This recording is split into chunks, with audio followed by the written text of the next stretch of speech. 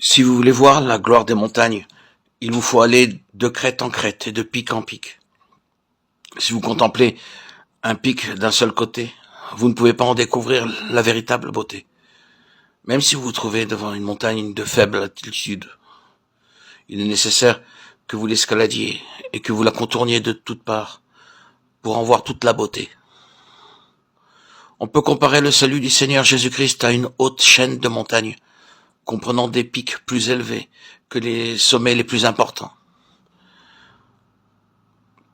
Lorsque nous étudions la parole de Dieu, nous constatons comment le Seigneur s'est servi au travers des saintes écritures, des montagnes pour se révéler lui-même aux hommes. Dieu a conduit Abraham au sommet du mont Moria pour mettre sa voix à l'épreuve. Moïse a été amené au sommet de la montagne du mont Sinaï pour recevoir le modèle du tabernacle. Et il y a été mené au sommet de la montagne pour l'aider à entendre la voix douce et subtile de Dieu. Notre Seigneur lui-même a été transfiguré sur la montagne devant ses disciples, afin qu'ils puissent voir toute sa gloire. Nous trouvons dans Deutéronome 32, 7 à 14 et dans Ésaïe 58, 14 des promesses de Dieu de nous élever bien au sud de cette terre, en un lieu où nous pouvons jouir de toute sa bonté, qu'il tient en réserve pour nous. Les meilleurs produits se trouvent au sommet des montagnes, les meilleurs arbres et les meilleurs fruits, et même le meilleur café et le meilleur thé poussent sur les cimes des montagnes. Ils ne prospéreront pas dans la plaine. Chaque fois que vous buvez une tasse de café ou de thé, souvenez-vous des hautes montagnes et remerciez-en le Seigneur. C'est à cause des montagnes que les rivières coulent de façon continue, car c'est la fonte des neiges qui remplit d'eau les rivières. Sans montagne, pas de rivière, et la terre serait stérile. Les montagnes évoquent l'abondance que Dieu dispense librement à l'humanité. Les montagnes renvoient les nuages qui parcourent de longues distances à partir d'une crête de montagne sans jamais s'arrêter au cours de route. Puis, les montagnes les renvoient, c'est ainsi qu'il y a de la pluie et que les champs sont arrosés. Le meilleur miel vient des rochers élevés.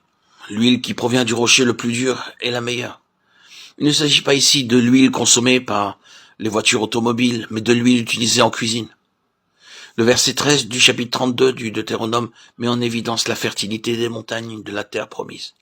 Les meilleures brebis se rencontrent, elles aussi, sur les hautes montagnes. Deutéronome 32, 14. Les meilleurs bovins se trouvent sur les montagnes élevées de Suisse, où sont produits les meilleurs laitages à cause des gras pâturages de ces hautes chaînes de montagnes. C'est là qu'on garde les plus beaux taureaux et les meilleures vaches laitières. Toutes ces réalités évoquent la façon dont le Seigneur offre en abondance à ses enfants les meilleurs produits. Bien que nous soyons tellement indignes de son amour, cependant grâce à cet amour, nous devenons précieux. Il répand sur nous en abondance toutes ces bonnes choses, parce que nous sommes son peuple acquis. Dieu ne considère pas le soleil, la lune et les étoiles comme sa possession acquise, bien qu'ils lui appartiennent. Mais il dit, la crainte et la frayeur les surprendront par la grandeur de ton bras, ils deviendront muets comme une pierre, jusqu'à ce que ton peuple soit passé, le peuple que tu as acquis, Exode 15, 16, lequel est un gage de notre héritage pour la rédemption de ce que Dieu s'est acquis, à la louange de sa gloire, Éphésiens 1, 14. Tout ce que nous voyons sur cette terre passera. Les étoiles que nous voyons existent pour un court laps de temps. Ensuite, elles disparaîtront. La terre tout entière lui appartient. Cependant, il ne la considère pas comme sa portion, mais vous et moi, nous sommes sa portion. Car le Seigneur dit, vous êtes ma part, mon peuple acquis. Il ne donne pas même un tel nom aux anges. En vérité, c'est là un mystère. Nous sommes un peuple indigne et semblable à un vêtement souillé devant sa face. Mais nous sommes devenus justes à cause de sa justice.